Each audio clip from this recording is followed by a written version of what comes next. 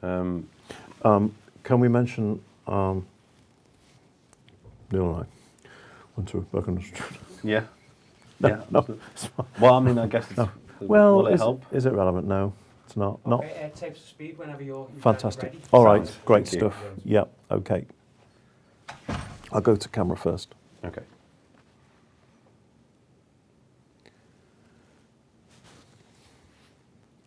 Hello. Today we're going to be talking to Richard Weston about the Burying Party, the new film about the final year of Wilfred Owen. And we're talking specifically about Wilfred Owen's last year, as we said, but also the film and the promotion of the film as well. Richard, it's been quite successful so far, hasn't it? Yeah, absolutely. We managed to win some awards at various festivals, both in America and Australia, before coming back to London and showing it at Genesis. And then we had our big week of screenings. And yeah, festivals are quite important to the whole marketing process, aren't they? Tell us a bit how do they work? Sure. So basically, with regard to trying to launch a film, it's unknown until it makes its way around a festival. And when it goes to a festival, there's a lot of opportunities, one of which is distribution. A lot of people come to watch these films and think, how are we going to then distribute this film or make an offer at least. Yeah. But the great thing about festivals is it opens up a world of opportunity that didn't exist before, because it's screened in somewhere that's very much renowned, like New Renaissance Film Festival, for example, just taking one of them, is a renowned London festival, which just gives it that extra boost. And the fact that we won an award is something that goes on all of our marketing. That laurel is very, very important for sending it around the place, and it makes a huge difference. Yeah, good. And we will talk a little bit more about promotion marketing in a moment for our audience. But essentially, what was why Wilfred Owen? Well, Wilfred Owen was actually lived in the Wirral, just over the water. So he lived in this area when he was younger. But the reason why we wanted to tell that story was not necessarily because he was from this area, but it did come into it later on. Wilfred Owen was a very. The more and more I look into it, and the more we go into it and listen to other people's perspectives, it seems that there's a universal respect for Wilfred Owen from all sides. For example, you've got Penny Rambeau, who's an anarchist poet, and then on the other side you've got people like Frank Field, who's an MP, and then you've got people in various different universities. But the reason why was because the story was so powerful. When we went over to the Somme to do some research, and we didn't know which film we were going to make at that point. And the reason why Wilfred Owen came up was because we went on this trail and found that the letter he wrote to his mother 1 week before armistice, he was trying to do his duty as a son, which I thought was quite amazing considering the circumstances, the dreadful circumstances he was in, by saying he was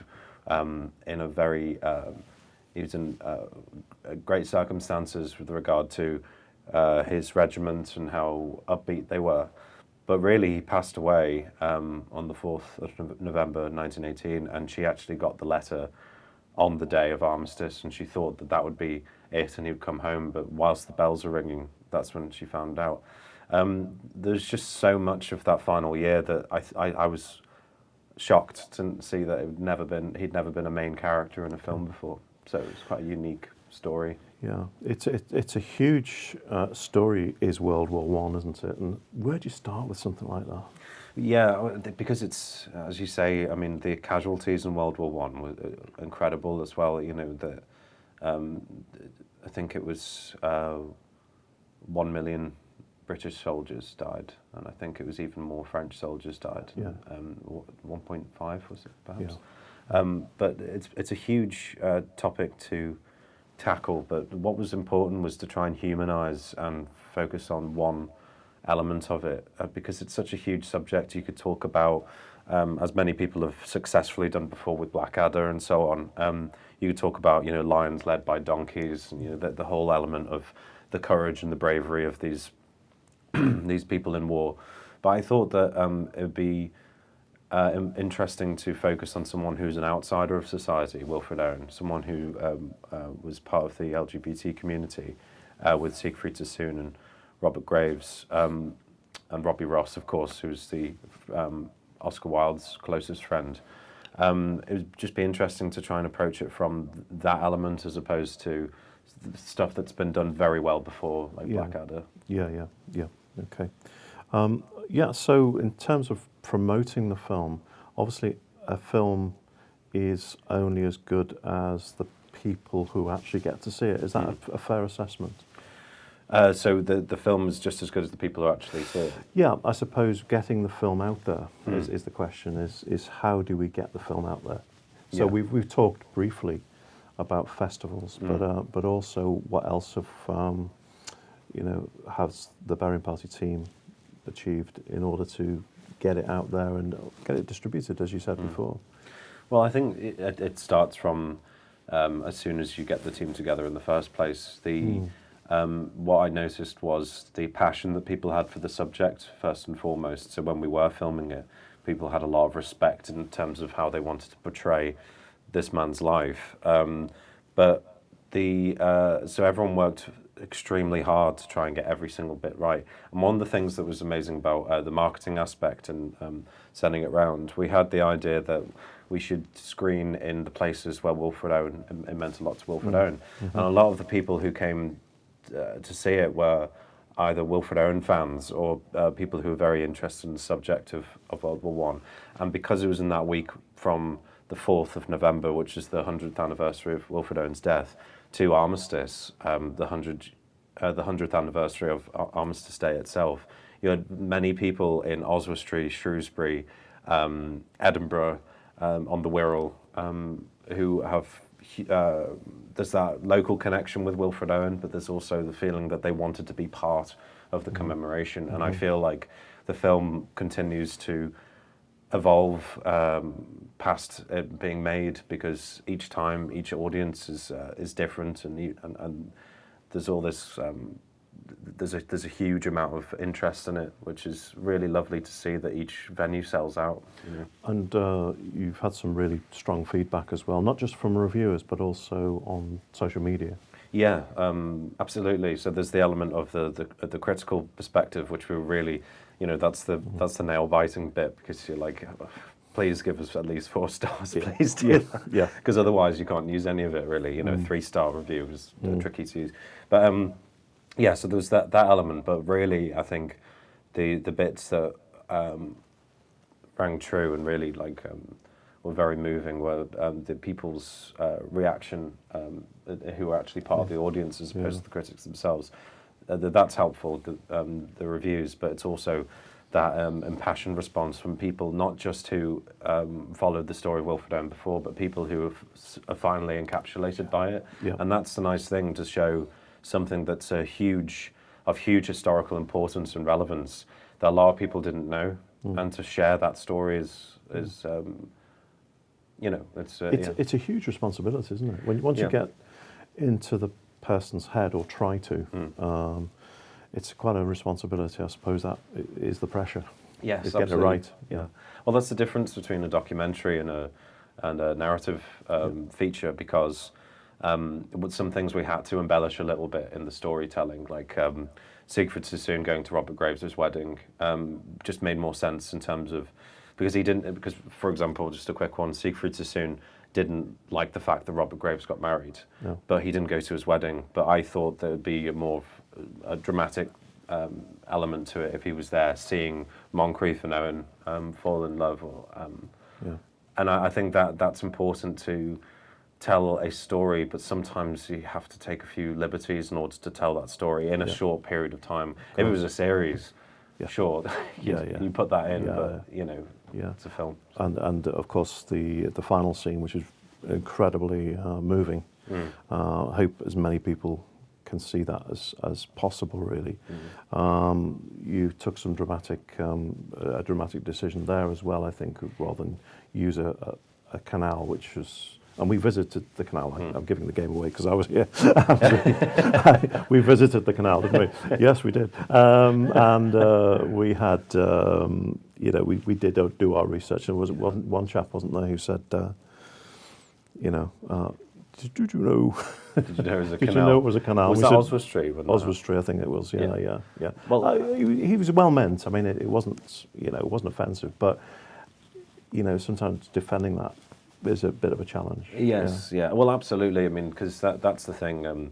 Every time someone brings one of those things up, I concede immediately. But thankfully, I know the stuff that we've got historically inaccurate. But I think that what I like about the river at the end is it just looks more dramatic. The fact that it's running behind them, it feels like there's this kind of, the violence is not in the way they've been killed. Sorry to ruin it, but obviously that happened. It's not that in that, it's the imagery of the nature of the surroundings that they're actually involved in. And I thought I just took a liberty there, and it just looks better. Yeah. The canal's very quiet and serene, and the river is raging. So, And it strikes me. I mean, certainly using the reviews and trying, obviously, to be objective as possible. The consensus seems to have been that it was beautifully shot. That the acting was very strong, and people found out a little bit more about Owen. Were they three main objectives for you when actually putting this film together? Absolutely. I've always had a lot of passion for cinematography. I used to do it myself with previous films, but it was great to work with Myrig because he's just an excellent cinematographer, and we know exactly what we want from each other. So that was definitely an objective. One thing that was important for me this time was the sound design as well, because that element needed to come through. Because if you don't have a powerful sound behind the visuals, then you have people just talk about one thing, so definitely that was an objective. That was beautifully shot. We really wanted to tell people about Wilfred Owen's story. But we also wanted to strike a chord in the sense that this is still relative 100 years later, because in the end it's quite reflective of what's happening now. And that was important to us, that we were showing people from 100 years ago, but not trying to distance the audience from them, that actually feel like they're closer to people from 100 years ago, that it wasn't such a long time ago that... because in the end, it's a lot of people who have friendships, relationships, very important, have to make very important decisions, and it's not too dissimilar from what people have to go through every day. I mean, there are still people who go to war, and there are still people who have to make these huge decisions, like with family and relationships, and that was the challenge, and I think we managed to do it, thankfully. It's a huge challenge. I was going to mention sound, because I think that's one of the things that a lot of maybe new people in the industry, we don't want to be too critical, but they kind of leave behind a little bit. Yeah. And the sound canvas is something that takes quite a while, doesn't it, to actually prepare, and also post-production. It's got to be there, otherwise, as you say, it's just the one aspect of the film that people are going on about. And I suppose it's subliminal as well, is people don't come out of cinema, do they, and they say, oh, the sound canvas was brilliant. They don't exactly. They just say that film was good, and they don't know why. Yeah. But this was part of the equation, isn't it? To get that right. Absolutely. I think it's a bit of an oxymoron, but it's almost like the silent hero is the sound designer, because in the end, no one talks about it. No. Without that foundation, then the visuals can't thrive, because if you've got something wrong with the sound, but you still got that beautiful shot on Arthur's seat, then someone will go, hold on, and then they're distracted. It's a bit like a goalkeeper in football, like when they make a mistake, they're dropped. Yeah. But when a striker misses, they get 6 games to get it right. They get 6 games to get it right. It's very similar there. Yeah. Okay. And celebrity endorsement. We've got to mention this. Endorsement. It's an endorsement, really, but we've had some quite interesting celebrities have popped along, haven't they? Yeah. Do you want to? Let's do some name dropping. Okay. So Joyce, who played Susan Owen, was obviously involved in the film. She's brilliant. I've worked with her before in Manchester. She directed me that time, so we switched roles this time. She was excellent, but we were about to start the film at Genesis in London, and she came over and said, could you hold the film for 15 minutes because my family are coming? And I was like, sure. And I just realised that Joyce's brother is Kenneth Branagh, Yes. and I'd forgotten all about that, obviously, because you just don't see her as Joyce, don't you? You just see her as Joyce.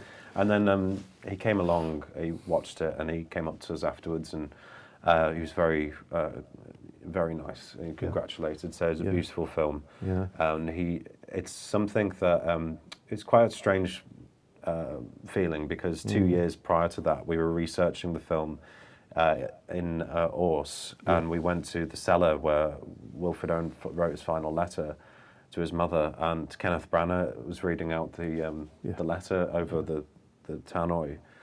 And 2 years later, I'm speaking to him, and he's saying, "Well done for this Wilfred Owen film," and it's lovely. It's really lovely. Yeah. It's and it's those moments where you just when you realise that it's a character or a person who still captures the imagination of various people, including Kenneth Branagh, Penny Rambeau, and various other people. You mentioned the left-wing anarchist. We've got a mainstream actor. We have a dame of the, Dame Patricia Routledge came along. Of course. Sorry, I should have. She came along to one of the presentations. It's one of the screenings with Frank Field MP. Yeah. So I suppose it's important to do this, but I think.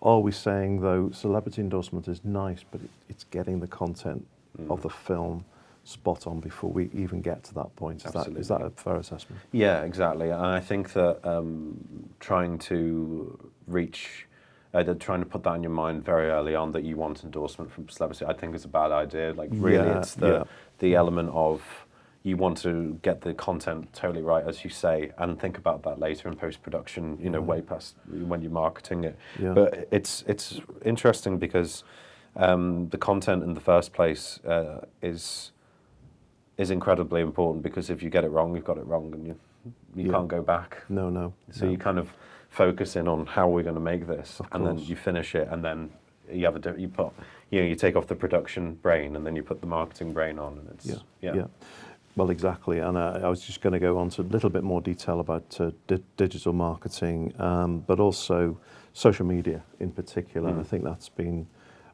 reasonably strong. It's not easy, though, is it? I mean, people out there who are thinking of embarking on this type of project, the approach we have taken has always been that we do it organically. None of this buying in likes and buying in followers. It just doesn't work. So although the number of followers may be perceived as quite low, they are engaged followers. Yeah, they are very engaged. Yeah, absolutely. And I think that's something I've not come across before when I've run another page, is that there are people who are very impassioned by the subject and are liking every single thing that comes up. And I think that part of the success with our social media aspect is, I think a lot of it's been personalised as well. Some of the we've personalised trailers for the different locations that it was going to go to. So suddenly you feel, people who are going to see it in Birkenhead feel like it's a film that's it's a special screening going to Birkenhead, which it was very special screening. But I feel like to almost mix all of them up in one trailer removes that element of kind of a personalised aspect, and people just feel like they're another audience member. But we're very much concentrating on each screening separately. Okay, and I suppose if we check back a little bit, and we can sort of rewind, fast forward here, but rewinding to the crowdfunding process, which is again quite tough. Those people still remain friends. So the people, I think we've got about 300 funders, haven't we? Yeah. And those people have remained friends throughout. And it's that, I suppose the tough part is maintaining that engagement.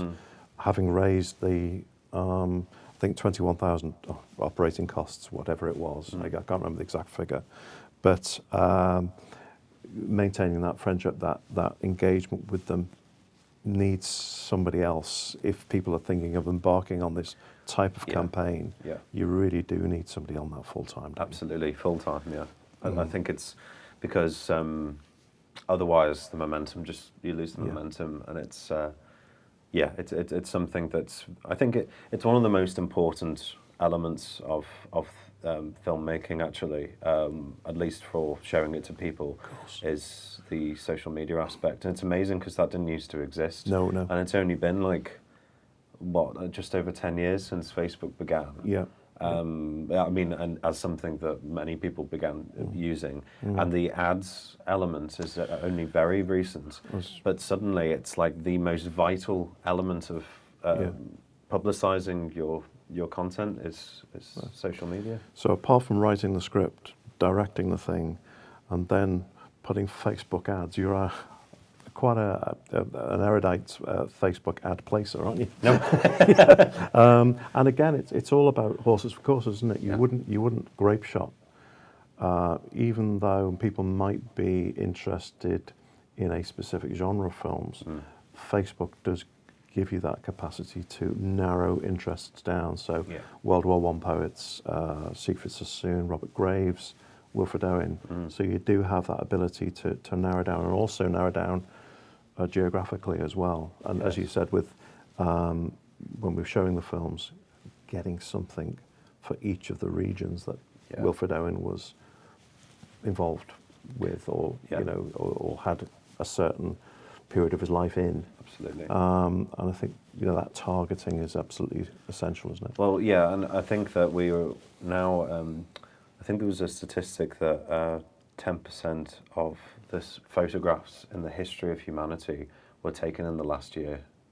Wow. And that's incredible. And that's because and that's just an example of how much content there is now online. So you really need to be so specific, I think, in directing these ads to specific audiences, because people scroll through their Facebook and have very and the attention span's quite small a lot of the time. So you really need to give that person or whoever's looking at it the respect of saying, okay, we're in your region, you might be interested in it because you like this, that, and then I think that's what gets people in, as opposed to a generalized advert.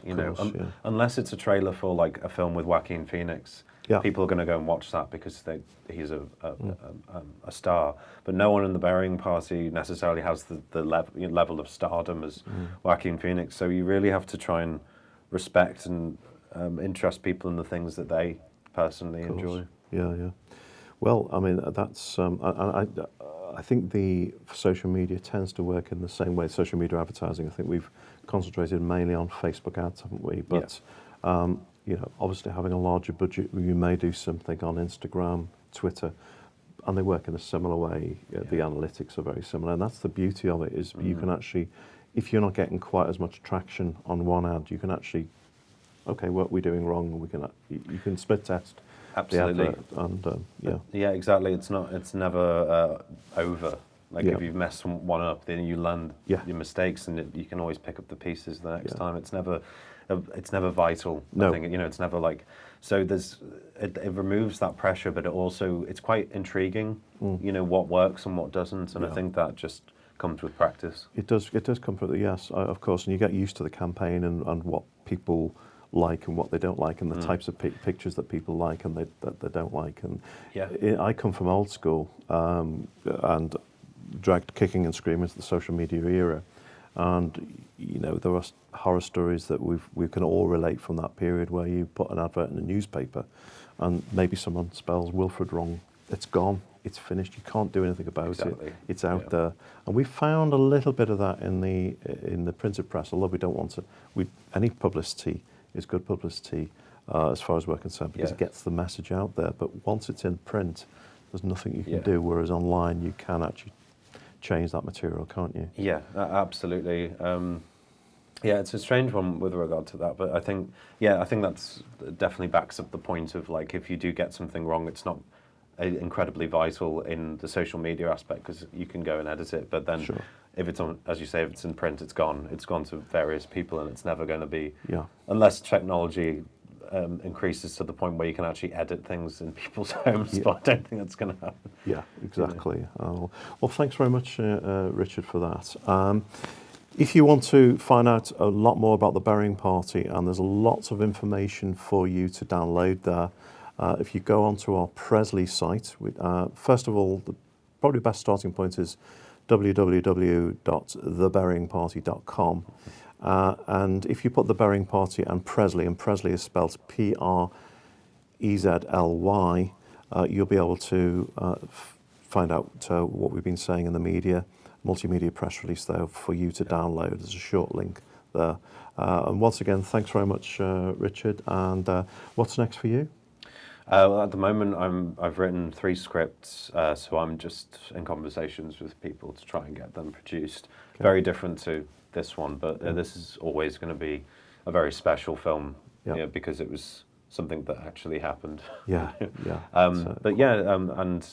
So you can find our press release and our press kit on the website as well. So, Sinewave Media as well. You might want to sort of sinewaveshowreels.com if you want to have a look at the non-burying party stuff on top of that.